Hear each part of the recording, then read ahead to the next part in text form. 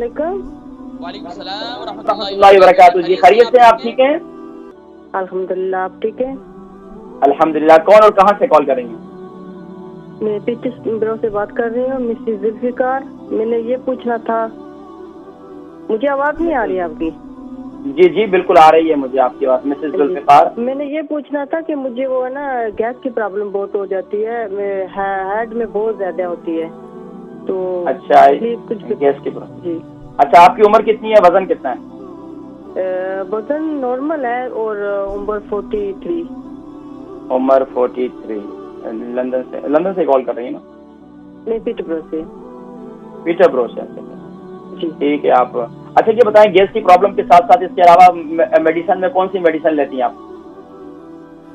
मुझे थायराइड की भी प्रॉब्लम है, वो भी लेती हूँ मेडिसिन में। अच्छा, और इसके अलावा ब्लड प्रेशर तो नहीं रहता? नहीं।